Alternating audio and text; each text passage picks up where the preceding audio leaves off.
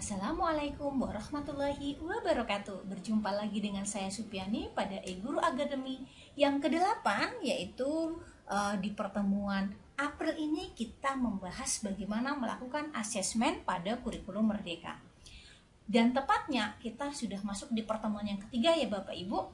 Kalau pertemuan kemarin kita sudah membahas bagaimana bentuk instrumen dan teknik instrumen yang kita lakukan dalam melakukan asesmen.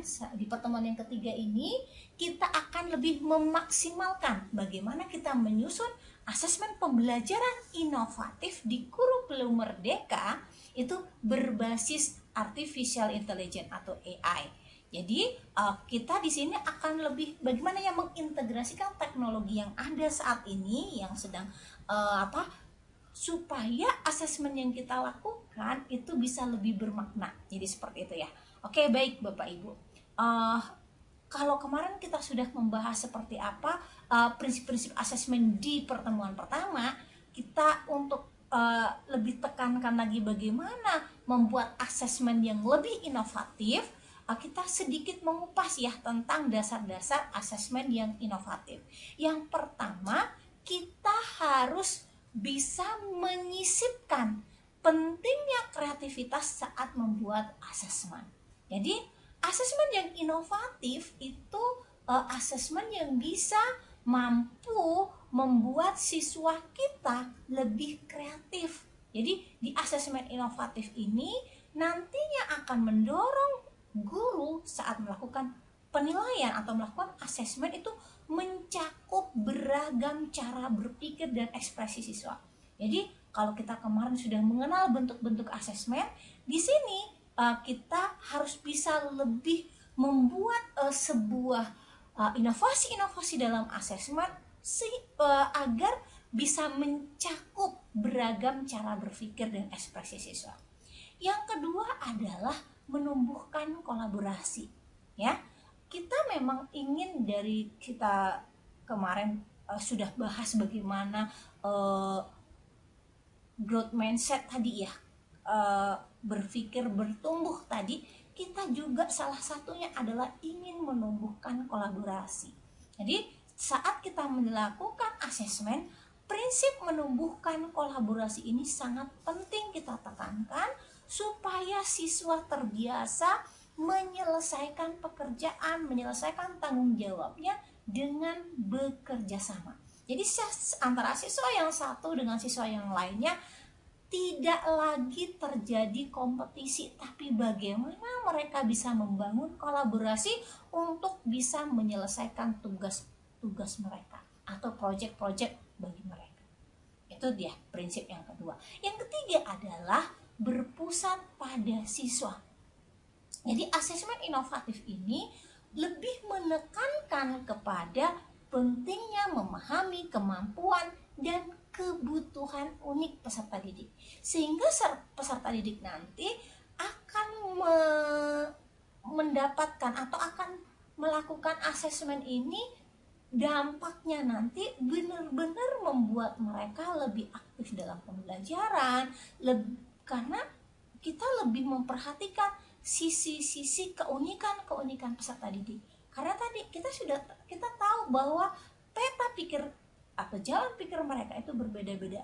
Yang penting kita sudah berikan target kepada mereka, kita bisa mengevaluasi bagaimana kemampuan mereka di setiap masing-masing untuk mencapai tujuan pembelajaran itu. Jadi untuk bisa mengukur apakah tujuan pembelajaran yang sudah kita lakukan itu sudah tercapai atau belum, bisa banget menggunakan berbagai macam cara. Dan salah satunya kita harus bisa menerapkan pembelajaran yang asesmen pembelajaran yang inovatif, sehingga semua kemampuan, keunikan siswa bisa tercover dari penilaian yang akan kita lakukan ke mereka.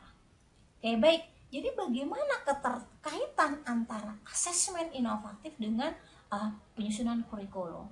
Jadi kurikulum khususnya kurikulum Merdeka itu menginginkan siswanya untuk bisa merdeka belajar dan gurunya merdeka mengajar. Bagaimana kita melakukan asesmen dengan prinsip tersebut? Maka yang pertama adalah adanya penekanan pada kemampuan. Jadi asesmen yang inovatif itu harus mempengaruhi penekanan kurikulum pada pengembangan beragam keterampilan yang tidak hanya pada keterampilan akademis, tapi bagaimana siswa itu mampu menyelesaikan sebuah permasalahan, kemudian mengaplikasikan pemahamannya tadi untuk menyelesaikan permasalahan-permasalahan konteks yang ada di lingkungan sekitarnya. Itu keterampilan untuk menghadapi kehidupan yang akan datang. Kemudian bagaimana selain juga pemahaman, keterampilan, tapi sikap mereka untuk mengantisipasi atau memahami permasalahan yang ada. Misal, bagaimana cara pandang mereka atau perspektif mereka terhadap sebuah permasalahan. Kemudian mungkin mereka juga bisa berempati dan lain sebagainya. Jadi dalam penyusunan asesmen yang inovatif ini tidak hanya pemahaman, tapi keterampilan, sikap mereka akan tercover, akan terintegrasi secara lebih komprehensif tentunya. Kemudian yang kedua adalah menyesuaikan metode pengajaran. Jadi pada penyusunan kurikulum kita perlu mempertimbangkan metode asesmen yang lebih memastikan keselarasan antar materi. Jadi di dalam penyesuaian metode pengajaran tadi dengan bentuk asesmen yang akan kita lakukan itu harus ada kesesuaian sehingga nantinya pelaksanaan pembelajaran dengan cara pengukuran terhadap tujuan pembelajaran tadi itu bisa lebih relevan. Artinya penilaian yang kita lakukan itu benar-benar valid dan reliable. Jadi seperti itu. Jadi kita misalnya melakukan pembelajaran seperti ini, kita sesuaikan dengan teknik asesmennya seperti apa, sehingga apa yang mau kita ukur benar-benar terukur atau benar-benar valid, seperti itu hasilnya. Oke, baik. Setelah kita pahami seperti apa prinsip-prinsip, kemudian bagaimana kaitannya dengan kurikulum Merdeka tadi, sekarang kita akan bahas bagaimana langkah-langkah kita menerapkan sebuah asesmen yang inovatif tentunya. Yang pertama, di tahap perencanaan. Saat Bapak Ibu ingin membuat sebuah asesmen yang inovatif, perencanaan memegang peranan penting. Karena saya meyakini bahwa dalam setiap aktivitas, perencanaan itu memberikan pengaruh ya sekitar 80% terhadap kesuksesan pelaksanaan aktivitas yang akan kita targetkan, misalnya seperti itu. Jadi begitu juga Bapak Ibu saat melakukan asesmen, karena di perencanaan ini punya peranan 80% akan kesuksesan asesmen yang kita lakukan, maka lakukanlah perencanaan dengan matang. Apa saja yang kita lakukan di dalam perencanaan tadi? Yang pertama, kita harus bisa menentukan tujuan dari asesmen ini apa sih? Tujuannya pasti untuk mengukur tujuan pembelajaran. Jadi harus kita benar-benar kita rumuskan, kita lihat lagi tujuan pembelajaran kita, maka kita bisa menentukan tujuan asesmen kita ini apa sih. Nah, begitu. Yang kedua, kita harus bisa melihat jenis asesmen. Seperti di pertemuan yang lalu kita sudah melihat seperti apa bentuk dan jenis asesmen serta tekniknya seperti apa, maka sesuaikan, pilih asesmen yang benar-benar cocok sesuai dengan yang mau kita lakukan untuk mengukur tujuan pembelajaran ini, misalnya seperti itu. Dan metode evaluasinya itu seperti apa, model inovatifnya itu seperti apa, harus kita sesuaikan bentuk, teknik, dan instrumennya. Model seperti apa yang kita katakan itu inovatif. Kemudian yang kedua itu pada saat pelaksanaan atau implementasi yang berkelanjutan. Jadi saat Bapak Ibu sudah dapatkan di tahap perencanaan sudah matang, sudah tahu oh ini tujuannya, oh ini bentuknya, jenis asesmen seperti ini, metodenya seperti ini, maka tinggal Bapak Ibu actionkan di dalam kelas. Jadi pada saat pengimplementasian atau pelaksanaan asesmen, Bapak Ibu harus bisa mengintegrasikan asesmen yang inovatif ini ke dalam kegiatan pembelajaran sehari-hari.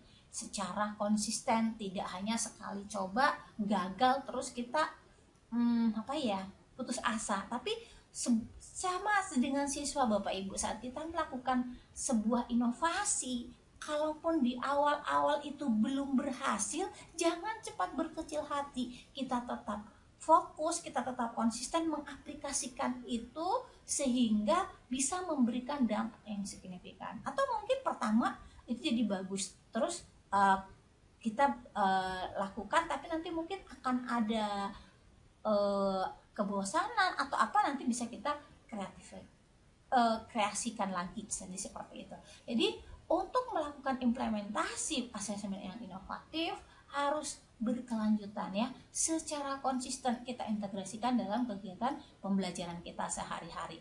Yang ketiga adalah mengevaluasi dan adanya peningkatan. Jadi apapun yang sudah kita lakukan, lakukanlah itu. Seperti prinsip tumbuh berkembang tadi, kita bisa melihat, mengevaluasi ketercapaian pelaksanaan asesmen inovatif ini secara berkala, mungkin dalam setiap bulan atau per 3 bulan atau per 1 semester, tapi jangan sampai per tahun sekali ya. Tapi kita tetap evaluasi, kita merefleksi diri, kemudian seperti apa sih, seberapa efektifkahnya asesmen inovatif yang telah kita terapkan di dalam pembelajaran. Kemudian kalau misalnya sudah baik, kita lihat mana poin-poin atau celah yang mungkin butuh perbaikan dan peningkatan. Jadi kita harus seperti itu terus, apapun yang kita lakukan. Jadi jangan pernah cepat berpuas diri, tapi bagaimana kita lakukan evaluasi, kemudian bagaimana kita melakukan upaya-upaya untuk peningkatan, perbaikan pelayanan kita terhadap peserta didik kita. Oke, baik, kita lanjutkan. Apa saja keuntungan saat kita menggunakan asesmen inovatif pada proses pembelajaran? Jadi banyak sekali keuntungannya, saya kupas hanya 3 Bapak Ibu, supaya ini lebih mengena gitu ya. Jadi nantinya kalau misalnya ada tambahan lagi, silahkan kita nanti bisa diskusikan ya. Jadi keuntungan yang pertama, adanya penilaian yang holistik. Dengan kita melakukan pembelajaran yang inovatif, asesmennya juga inovatif, maka nantinya kita bisa mendapatkan gambaran yang lebih menyeluruh tentang kemampuan siswa, termasuk kemampuan non-akademisnya. Jadi kalau kita bisa melihat ya tadi, tidak hanya kita mengukur menggunakan tes secara tertulis, tapi kita bisa kombinasikan tes lisannya. Di dalam asesmen kita lihat juga banyak ya bentuk-bentuk asesmen yang bisa kita lakukan. Terapkan itu sehingga memang kita bisa melihat gambaran kemampuan peserta didik secara menyeluruh. Kita bisa melihat keunikan-keunikan dari peserta didik kita. Kita jangan cepat mengejudge bahwa peserta didik kita ini bodoh, peserta didik ini kita kurang motivasi. Mungkin saja hal-hal lain atau dari peserta didik, sisi-sisi lainnya itu belum kita amati, belum kita lihat, belum kita nilai, sehingga kita merasa siswa kita kurang di bagian ini, padahal mungkin ada di bagian sisi lain yang belum teramati oleh kita. Harapannya dengan adanya asesmen yang lebih inovatif, penilaian yang kita lakukan itu lebih holistik dan menyeluruh gitu. Yang kedua, keuntungannya adalah terjalinnya keterlibatan siswa. Asesmen inovatif tadi seperti prinsip yang sudah kita sampaikan, bahwa adanya interaksi atau keterlibatan siswa itu berpusat pada peserta didik, sehingga asesmen yang kita lakukan ini akan mendorong partisipasi siswa dalam proses penilaian dan pembelajaran. Penilaian sendiri itu kan tidak hanya untuk melihat hasil akhirnya, tapi bagaimana asesmen ini untuk proses dan perbaikan pembelajaran tentunya. Kemudian yang ketiga, keuntungan saat kita melakukan atau menggunakan asesmen inovatif adalah peningkatan kreativitas guru. Guru juga seperti jargon dari guru tetap belajar walaupun sudah mengajar, itu juga menjadi sebuah pemicu kalau menurut saya. Salah satunya yaitu tadi meningkatkan kreativitas. Semakin banyak kita belajar bagaimana melakukan inovasi-inovasi baik dalam proses pembelajaran maupun dalam proses asesmen, itu akan meningkatkan kreativitas siswa, kreativitas kita sebagai guru. Jadi kita punya kesempatan untuk mengembangkan pendekatan penilaian yang lebih sesuai dengan dinamika kelas kita. Oke, baik Bapak Ibu, kita lanjut. Kalaupun banyak sudah tadi keuntungan-keuntungan pelaksanaan implementasi asesmen yang inovatif, namun tidak menutup mata. Ada banyak sekali tantangan yang bisa kita hadapi di dalam melakukan asesmen inovatif ini. Supaya imbang, tadi keuntungannya ada 3, saya juga susun tantangannya yang biasanya ya kita hadapi di dalam implementasi asesmen inovatif juga ada 3. Yang pertama adalah penyusunan instrumen penilaiannya. Jadi saat menyusun instrumennya ini terkadang kita sedikit ada kendala ya gitu dalam mengembangkan instrumennya yang bisa mengukur keterampilan, pemahaman, sikap. Jadi sehingga kita memang benar-benar menguras pemahaman dan kreativitas kita supaya instrumen yang kita buat ini nanti memang benar-benar mengukur keterampilan baik akademis maupun non akademis peserta didik secara valid dan reliable. Kemudian perlu adanya persiapan dan pelatihan. Jadi untuk bisa mengimplementasikan asesmen yang inovatif, Bapak Ibu memang membutuhkan pelatihan yang lebih mendalam supaya Bapak Ibu bisa mengimplementasikan asesmen inovatif ini dengan lebih efektif. Sehingga apa tadi dari keuntungan-keuntungan tersebut benar-benar dapat, tujuannya itu bisa tercapai seperti itu. Kemudian yang ketiga, ada perlunya keselarasan antara asesmen dengan kurikulum. Jadi Bapak Ibu harus benar-benar memahami kurikulum ini seperti apa, baru kita bisa menghubungkan atau mengkoneksikan atau menyelaraskan asesmen yang kita lakukan dengan kurikulum yang ada. Jadi untuk melakukan itu pastinya perlu ada tantangan tersendiri ya, karena seperti kita ketahui kurikulum juga semakin berkembang ya. Jadi kita juga harus asesmen yang kita lakukan juga harus lebih mengikuti tren atau mengikuti kurikulum yang ada. Oke, baik Bapak Ibu. Kita lanjut, seperti apa sih contoh-contoh praktis asesmen inovatif yang ada di kelas. Kalau kemarin kita sudah bahas ya seperti apa bentuk-bentuk asesmen. Yang sini saya ambil 3 saja bagaimana kita bisa mempraktekkan asesmen yang inovatif di kelas. Yang pertama itu adalah dengan portofolio. Portofolio seperti sudah kita ketahui bersama itu merupakan koleksi karya siswa yang mencerminkan kemajuan dan pencapaiannya selama kurun waktu tertentu dalam proses pembelajaran. Jadi di portofolio ini peserta didik diberikan keleluasaan untuk memilih karya-karya siswa mana yang mereka anggap itu sebuah koleksi yang baik yang bisa mencerminkan oh ini loh saat saya belajar nih seperti ini. Kemudian adanya proyek kolaborasi. Jadi siswa bekerja sama dalam sebuah proyek untuk menuntut kreativitas, menuntut mereka memecahkan sebuah permasalahan dan mempresentasikan hasil. Jadi dengan proyek kolaboratif ini tidak hanya pemahaman siswa saja, tapi keterampilannya, problem solving siswa itu terasah dengan sendirinya dan kemampuan untuk presentasi juga. Jadi seperti itu. Kemudian misalnya kita bisa memberikan asesmen yang berbasis masalah atau penilaian berbasis masalah. Jadi dengan penilaian berbasis masalah, Bapak Ibu bisa mengarahkan siswanya untuk bisa dapat mengatasi atau menganalisis tantangan-tantangan atau hambatan-hambatan yang mereka hadapi di dalam sehari-hari, atau di sini kita bisa membantu mereka menyelesaikan permasalahan nyata dalam konteks pembelajaran. Oke, baik Bapak Ibu. Ini yang sedikit mungkin akan kita tambahkan, yaitu bagaimana pengintegrasian atau pengenalan AI dalam asesmen pembelajaran.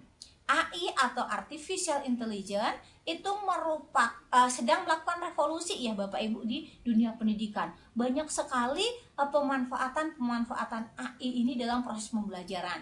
Chatbot misalnya itu sangat membantu kita menjadikan si AI tadi untuk asisten pribadi kita. Jadi kita membuat namanya custom GPT ya.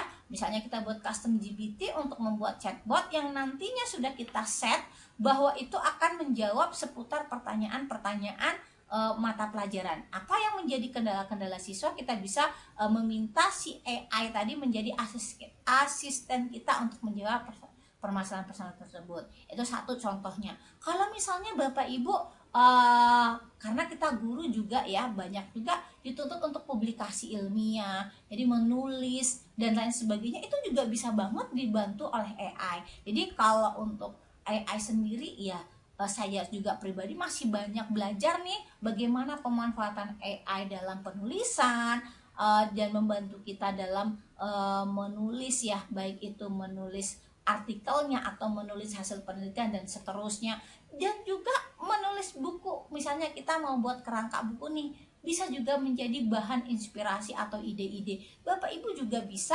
memanfaatkan AI tadi untuk membuat sebuah rancangan atau terobosan baru dalam proses pembelajaran tentunya. Jadi yang kali ini akan kita manfaatkan adalah bagaimana AI bisa membantu kita dalam asesmen pembelajaran. Jadi bagaimana sih konsep dasar AI dalam asesmen pembelajaran? Yang pertama adalah AI itu bisa membantu pemrosesan data. AI tadi bisa mengolah data siswa, memberikan wawasan yang mendalam tentang kemampuan belajar siswa. Karena kemampuan membaca si AI tadi, dia bisa melihat seberapa jauh perkembangan kita. Kalau Bapak Ibu pernah mungkin belajar tentang Duolingo, nah itu salah satu contoh ya, itu adalah pemanfaatan asesmen yang menggunakan AI. Jadi di Duolingo tadi itu kan ada level-levelnya ya Bapak Ibu, ada level sekian. Jadi nanti si Duolingo sendiri dia akan membantu seperti itulah tahapannya, kurang lebihnya seperti itu ya. Nanti itu akan membantu menganalisis seperti apa kemampuan peserta didik kita, kemajuan belajarnya seperti apa. Jadi kita sudah tahu, oh ini progres kita udah sampai sini, pemahaman siswa kita ini seperti ini. Kita bisa menganalisisnya itu gitu ya. Jadi kemudian si AI ini merupakan machine learning. Jadi dia menggunakan algoritma sehingga mampu menganalisis pola dan menciptakan model yang lebih prediktif. Jadi kita bisa melihat seperti apa tadi ya seperti Duolingo tadi yang kita sampaikan, bahwa dia akan melihat dari hasil respon jawaban kita, si AI tadi akan mendeteksi ini kemampuannya seperti ini. Jadi ya itu tadi lebih personalisasi, karena kita tahu bisa menganalisis satu-satu, jadi itu lebih personalisasi. Kita bisa memberikan umpan balik itu yang sesuai dengan kebutuhan belajar siswanya ya. Oke, baik. Apa saja sih keuntungan saat kita menerapkan AI dalam asesmen? Yang pertama pastinya optimalisasi waktu. Dengan adanya penilaian yang otomatis bisa membuat kita itu lebih lebih banyak waktu, tidak hanya berputar di proses penilaian atau di asesmen ini. Jadi kita dengan dibantu oleh AI tadi, kita bisa ada banyak waktu yang bisa membuat kita, memberikan kesempatan kepada kita untuk melakukan hal-hal positif, misalnya mencari ide-ide brilian untuk proses pembelajaran yang lebih baik lagi gitu. Kemudian kita bisa memberikan feedback yang lebih real time. Jadi siswa itu bisa langsung mendapatkan umpan balik dari perbaikan dan perbaikan langsung. Jadi dengan penerapan AI dalam